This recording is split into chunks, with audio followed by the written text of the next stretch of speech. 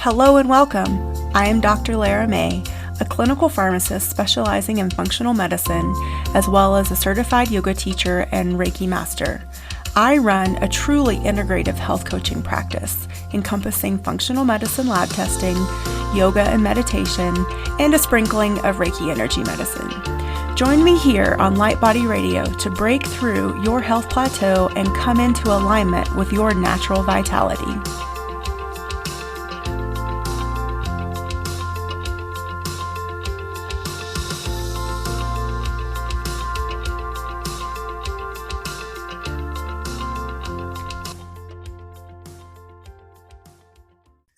Hello and welcome to the latest episode of Light Body Radio. I'm your host, Dr. Lara May, and today we have with us Scott Friedman. He is a nationally accredited personal trainer, fitness nutrition coach, and behavior change specialist who has been in the fitness industry for years. He has worked with hundreds of clients and specializes in mentoring them on how to build long-term sustainable habits using his key principles of mindset, motion, and momentum. Scott is a unique and engaging speaker, coach, and host of his own podcast called The Power of Progress. He prides himself on understanding the needs of those who wish to change their lives. Through storytelling, personal experience, and a refreshingly honest take on the fitness and nutrition industry, Scott empowers and inspires his audiences and clients to take congruent action to achieve their goals. His authentic and grip it and rip it style resonates with people to take practical steps to improve their lives. Welcome. I'm so happy to have you on. Thank you so much for having me. It's a great intro. I mean, who wrote that? I don't know who could have written that. So give us, I always like to start with your story. Like, how did you get to be here and being an expert in, behavioral change and inspiration in the context of, nutrition coaching and personal training and all of that fantastic stuff? Yeah, for sure. So I would say it starts back because I was never, I was a varsity bowler in high school. So as you could probably imagine, I was like the coolest kid on, in high school. I mean, that's just, varsity bowler, coolest kid. So, I wasn't always the most athletic kid, anything like that. I mean, I wasn't into fitness at all. I was always kind of a lean person. Like you could always see like kind of like the skinny six pack. I had some good muscle on my arms. And one year, I think middle of my junior year, I started to realize, I'm like, or maybe it's my sophomore year, either way, I started to kind of get like a little gut. And I was like, I don't want that. So from a 14 or 15-year-old kid perspective, whatever it might be, I'm like, I can't do this. So I start lifting weights. And first off, I embarrassed myself in front of all the upperclassmen who have been doing this for like a year or two. And I am like the worst in the gym. I have no idea how to do it, but it catches on a little bit. And, fast forward a little bit here and there, and I'm in college, and I'm actually in college for physical therapy. My mom is an occupational therapist, and she's like, hey, you should be a physical therapist. Like, they make good money. It has something to do with fitness, right? Because you're helping people rehab, and it's a good, safe career that you can grow and develop in. I'm like, great. Sophomore year comes around. I hate everything about physical therapy. I hate all the biochem and all phys. It's just like, it's way too complicated for me. I'm like, no, I can't do this. Mm-hmm. And I also, I had no idea. I found out at the time that kinesiology, which is basically exercise science, is a degree at my university, Northern Illinois University.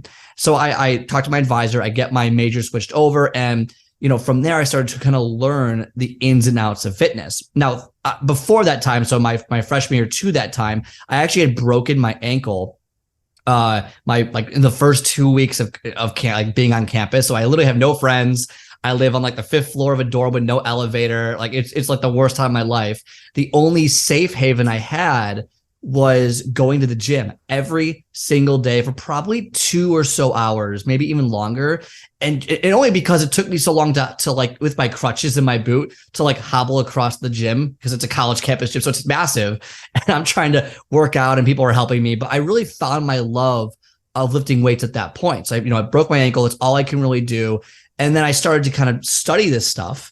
And I got really good at it. I'm like, okay, I can make a career out of being a personal trainer. I'm like, okay, that'll be my start. I had no idea what I was going to do with it. I got my certification before I graduated. I decided that I was going to do part-time personal training work at different locations because I thought I was going to move. I thought it was all these different things. I did part-time because I didn't think I was going to be in Illinois for very long. And turns out I'm still here. So, I mean, I was wrong about that one.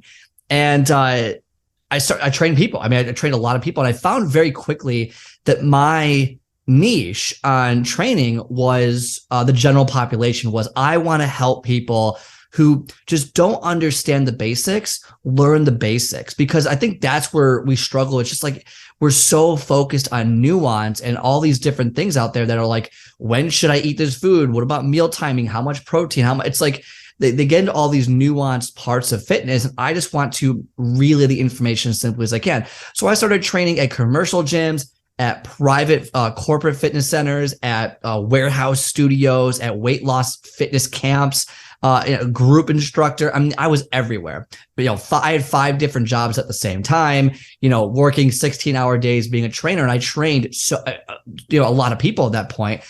And I started to and this is where the shift becomes, because a lot of people have a very similar story.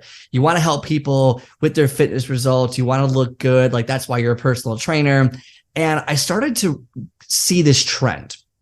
And no one was talking about it. You never learn this stuff. You're at a commercial gym. No one talks about it. It's just not a thing. I started to realize that a lot of people don't see results with trainers. And again, some do, but the second that they're done with a trainer, the results stop. And I could do the best job I possibly could, but some people just will not continue their routine. And then I started to kind of research, okay, the yo-yo, I call it the yo-yo effect, where you basically go from diet to diet, gaining and losing weight over and over again, lacking discipline and motivation, not feeling good. So I started kind of studying all this. That's how I got my behavior change certification, to kind of really get into the deeper stuff. Okay, it's not just about the program. It's not just about people don't know how to do a bicep curl or don't know how to do a push-up. It goes a lot deeper than that. And what I found was that no one was really talking about this, is that you have to really focus on the pre-fitness aspect of someone, their mental awareness, their mindset of almost how they feel about themselves prior to giving them a routine that they can follow. Because if they're not comfortable in their own skin and they don't feel like they can do it, they're going to come up with a bunch of different reasons why they won't succeed. And so this is what I have found. And so I've had clients, right? And not everyone has succeeded. And I'll be the first one to say, like, I have not succeeded with every single one of my clients, which not many trainers would admit to doing. But if I were to go back now, it's like every week was just me pounding my head against the wall. Like, why won't you listen to me? Like, you're paying me a good amount of money for me to sit here and count your reps and watch you work out and tell you what to do. And you're not, I'm like, but when I'm not with you, you're eating Krispy Kreme donuts all day long, and you're not working out, and you're just being unhealthy, and you're just not, like, something's not clicking. And so I think that's a missing piece that I started to realize, that if we can shift the focus of the fitness industry from this salesy 30-minute fitness sessions, just, build a routine with a trainer and just do it. Just do it, and you're going to succeed. Just do it. And maybe reshift that focus to, maybe we need to figure out why this is so hard for them in the first place. Not on like a medical level per se, because those are obviously, there's medical experts for that. But from why is this so complicated? Why is it that you feel you have no time? Why is it that you feel this is so expensive? Why is it that when you're overly stressed out, you decide to go into the cabinet versus going for a workout? Why is it that you think this way and it's causing these results? So I found very early on that there's this causation here, this correlation of, okay, if they don't feel, I can give the exact same advice to someone who needs, they need to lose 50 pounds. I can give the perfect advice. And if one person is like, and they just listen to me and just do it and take what I say and run with it, and they build up their bodies, they're going to see all the results in the world. But that's not most people. Most people need that. There's something missing. I can give them everything they need. I can give them the best program, the best nutrition. And then a week, 2-3 weeks later, they're good. They're good for like a week or two. And then 2 or 3 weeks later, it's what happened. Oh, well, something came up. I couldn't do it. Whatever it might be. And so that's kind of how I got into this mindset game of, okay, I'm sick of, number one, wasting my time and not seeing the results. Because if you're a trainer and you're a coach, you understand very well, if your client doesn't see results, you take that very personally, right or wrong. Like, you feel a certain way about it and you want to see results, because otherwise you feel like you don't know what you're doing, and you have to, then you self-doubt your skill set and your expertise. Like, oh my gosh, like, this person should be losing weight, or this person should be doing this, and why is this not happening? And I think if we take a step back and go, okay, maybe it's not the program, maybe it's something prior to the program that we need to address, maybe we'll see more results that way. And ever since I've done that, I've definitely seen better results by trying to figure out how we can build this routine with people versus just give them these routines, give them this. If I can just figure out what's going on, not necessarily, again, not from a medical level. I want to be very clear on that, not within the scope of practice, but okay, why do you feel the way you feel? Or what motivates you to do this? Or why are you not doing this? How are you feeling? Self-reflection, basically, a self-reflection model. If we can get them to open up and self-reflect, we can then iron out why they're doing what they're doing, and then address that obstacle, which is basically the reason why you see all these people, they do whatever diet's out there, and then the second that structure is gone, they revert back to the mean. And so the reason is the underlying building blocks of what they're trying to do have never been established. And that's why I think that, from 2000 to 2022, the obesity rate rose over 12%. And that doesn't actually include COVID. It's like 1 in 4 people in the US right now die from heart disease, which is a direct correlation to obesity. So, I mean, we're not winning the battle, and we have all this technology. We're not winning the battle. So that's kind of my shift on the industry. Yeah, absolutely. Wow. So let's see. Okay. Well, so you brought up a lot, which I want to unpack. No, it's good. So how I like when that you brought up, like, people are motivated, they get going, but then something happens and they fall off and then they don't come back. So what is that about? Like, what is that break about? Like, have you figured that out? Or like, what is your approach to helping people not have that complete like fall off and maybe be a little bit more consistent? Yeah, absolutely. So if I figured out the exact, neurological, biomechanical reason, no, obviously I'm not a doctor or anything like that. I haven't studied that, but from my main focus is, okay, we have to build habits and we have to build discipline. I think if you can do those two things, which is much easier said than done, of course, then you can see consistent results. So I think one reason that people fall off after, 2 weeks of a program or a month, or even after 3 months, whatever it is we live in a world right now, in my opinion, that is instant gratification. And look at every social media app, you get these little buttons that lighten up and you have to click on it and you post pictures and you need everyone to like it right away. You're checking your phone constantly. So we're very instant gratification, everything that we do. And we would take that and we go, okay, well, same thing with fitness. If I'm doing push-ups for a few days, well, I'm not seeing any results. You don't see results, which causes this negative thought process to, oh, is this working? Is this like, and then you start to kind of go back to your old habits and then you give up. It's kind of and that's a very, skeleton model of why that happens. But people think that they need to be motivated this whole time. And in reality, motivation is fleeting. Motivation is great to get you started, but people tend to rely on motivation for their energy source way past when it's already expired. If I actually tell my clients, motivation is like an ex significant other, like it's toxic. You don't want it. Don't even go near motivation. It's all about discipline is a loving, beautiful relationship. Motivation is not, it's that bar at 2 a.m. and you got to go home and go home. Like don't stay the night. So motivation, I think that's the second thing. So motivation is the second thing, is people rely on motivation to keep them going. And the second they don't feel motivated, they will tell themselves, oh, like this isn't worth it. Or, the brain will come up with different reasons of why they won't succeed or why they won't do this. And then they'll stop because, oh, well, whatever. And they tell themselves, hey, it's okay. They change their mind completely because now they're feeling completely different than they were before. It's easy to do anything you want to do in the world when you are motivated. And I think motivation is so fleeting in fitness because the second you don't see results, you're like, next, bye. That's why you go from diet to diet to diet, from coach to coach to coach, and you stop for 6 months. Oh, I got to get back in there. Or I got to, and that's why, because we rely on motivation versus discipline. And we're also looking for that instant gratification. So I think those are two pretty good reasons why people give up early. I think there's a lot more, but I wasn't sure if you want me. I mean, you could also go into neurologically, we're programmed to think a certain way, to unpack all that.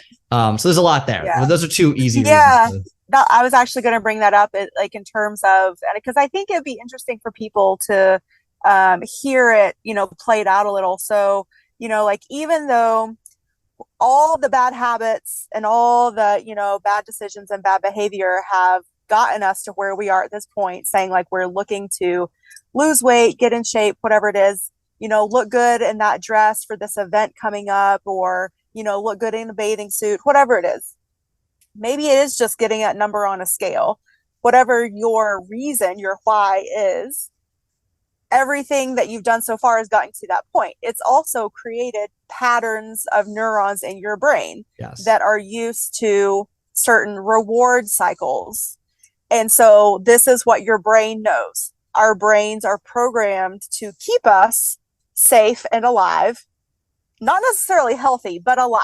100%. Yes. And so somehow our brains still haven't gotten, like they call it the lizard reptilian brain, that survival brain, that, it doesn't, that's what doesn't convert, is that the good habits are going to, get you healthy and keep you healthy, but you have to create those new circuit pathways of the new good healthy habits. And that's why I think people just revert back, because it's an unconscious, I really think it's an unconscious choice and behavior that, like, they're like, oh, I missed one workout. Oh, now I've missed 2 workouts. Well, now what's the point? And then because their brain is just reverting back to what it thinks is safe. But like you just said, obesity is not safe. And we are in no way, shape, or form fat shaming here on this show at all. But people need to be honest about the risks of obesity, especially the long-term risks. It is deadly. It's no joke. And so, but I love what you said at the beginning about loving, being in a place of self-love. I wrote it down about, at the beginning or something. You said, like, it's almost like people won't love themselves until they have their version of the perfect body, or their, whatever it is. But really, what I think keeps us going and coming back to the gym and coming back to those healthy habits is creating that self-love where we are right now. Like, maybe we're overweight right now. That's okay. At least we're aware of it, and we can make choices and decisions to change it, and choosing to love ourselves right now, which will help support us through those challenging times. And that's a lot of why I focus on mindset as my first pillar. Because that I think that's the most important thing. So like you said, like, I think it's until you're like from the age 0 to 7, from what I understand, that we are in this brainwave thing called theta. And in theta brainwaves, when you're up to 7 years old, everything that you believe, everything that you're told. And I think a lot of people, are told very not great things, or they start to develop who they are at that point. And if someone tells you you're not good enough, or you're not this, or Santa's real, all that stuff is the same for your brain as a child. And then you start developing these internal programs. And then what happens is, as you get older in life, that you don't understand why you're doing what you're doing, because it was developed when you were younger. So when you're someone who doesn't understand why you're 100 pounds of weight and you just can't lose it, you have to go back to, okay, you have to create new programs in your body, because clearly the programs that you have led you to where you are. And so what I teach my clients, and this is my mindset first, is, okay, what is your reason why? We have to crack down on what this is, because I want to create, I think there's 2 important things to create new habits, or to achieve goals in life. One is you need to have an emotional attachment to what you're going to do. And 2 is intent. I think those 2 things together are the way that you change your life, whether it's fitness or any field, really, anything you want to do. positive emotional reaction. It could be negative, I guess, but I wouldn't tell you to do that. And then intent about it. So your reason why is positive. I could ask you, okay, because most people say they want to lose 50 pounds, but why? But seriously, why do you want to do it? And I have them write down as at least 20, but as many reasons why. It could be family health. It could be, I want to look good with my shirt off. It could be, I want to look good in this dress. It could be X, Y. It doesn't matter. As long as it's important to you, I want to live longer. I want to feel better, higher quality of life. Okay, right? So as long as it's important to you, write down your whys. And then even go further. Okay, why are those important to you? Why do you want to live a longer life? Because I want to be around for my kids when I have kids. I want to be around for my grandkids. And you can dig deep and figure out why someone feels that the way they feel. Once you can figure out, once they can realize and really self-reflect on why they want to achieve their 30-pound weight loss or whatever it might be in their goal in their life, then once you have that emotional connection, it's a lot easier to create intent.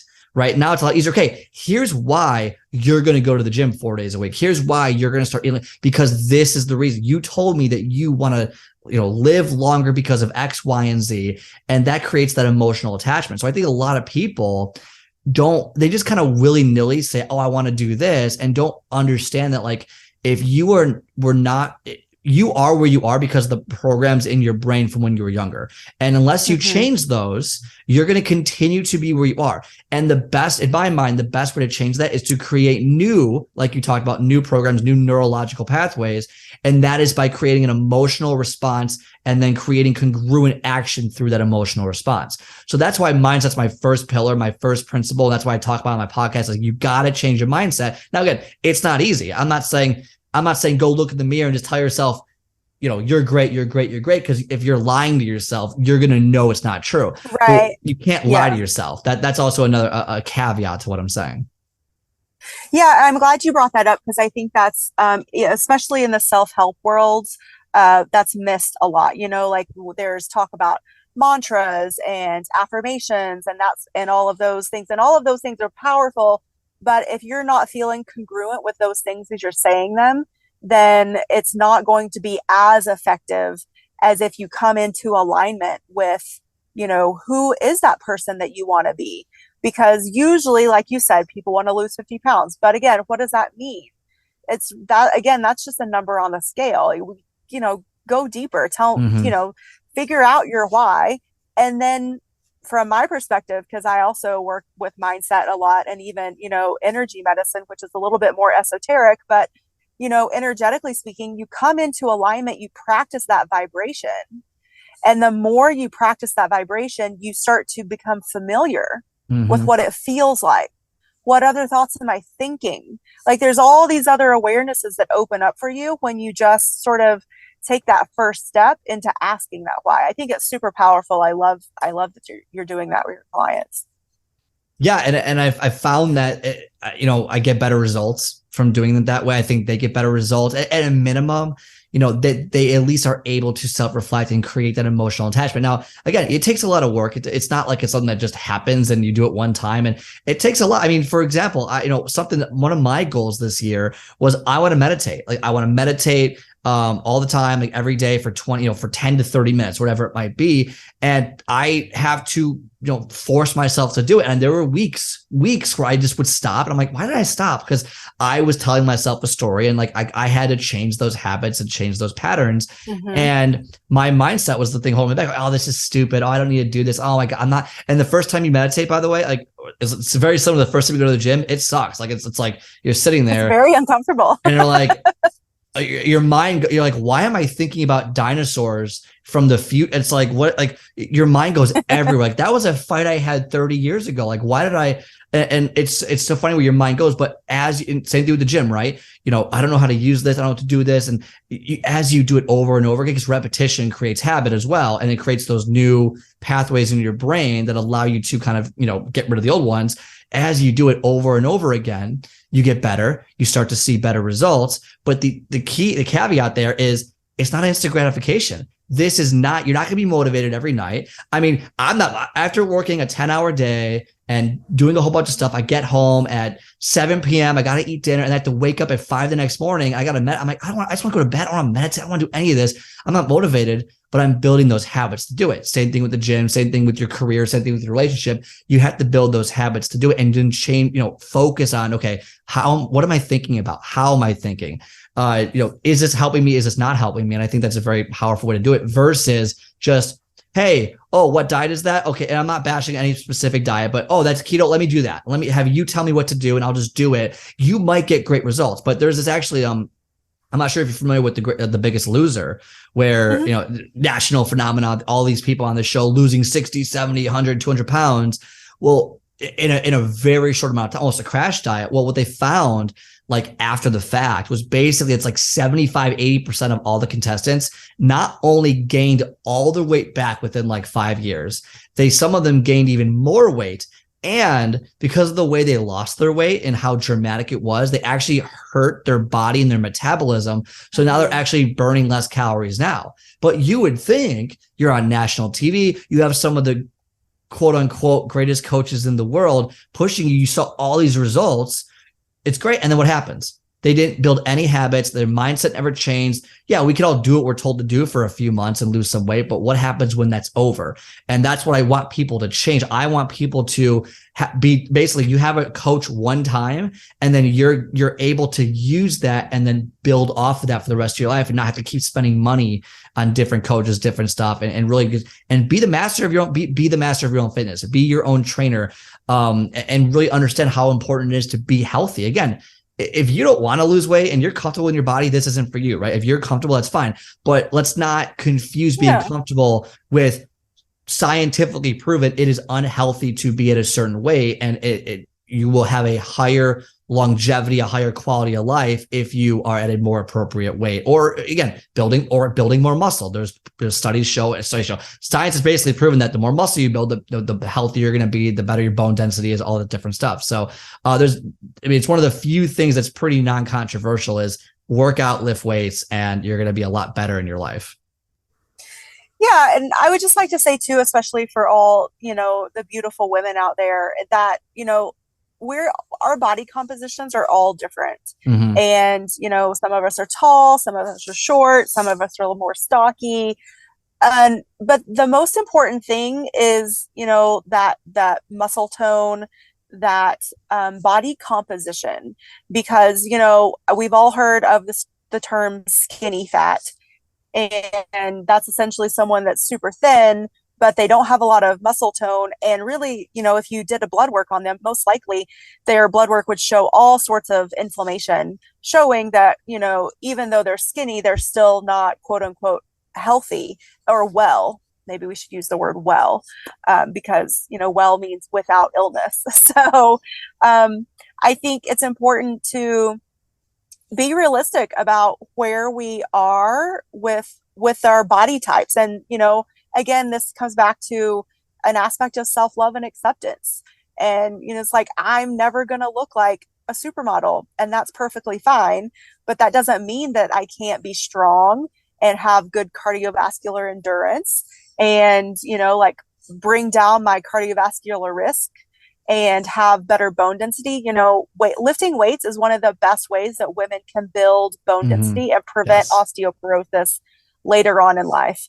And honestly, if you've waited till you're 40, you've waited too long. Like, lifting weights should be preached more to women, I think. And I'm lucky because I was a competitive swimmer my entire life. So I started lifting weights in high school, and thank goodness I did. And also learned along the way with all of my, education along the way about what a good thing it was, instead of, getting caught up in this, oh, I don't want to be bulky, blah, blah, blah. It's because you can lift weights and be strong without being bulky. And really, to me, like, strong is the new beautiful. Strong is the new healthy. And that also means strong in your mental capacity too, strong in your resilience. And what I also think is not really talked about enough in the fitness world is what kind of mental strength and resilience comes with committing to a regimen of, pushing your body a few times a week. Yoga is fantastic. I love yoga. I'm a yoga teacher myself. Meditation's amazing. I meditate every day, but we also need to put ourselves a little bit out of our comfort zone, a few times a week to really, remind our body that it needs to keep growing and it needs to keep changing. What do you think about that?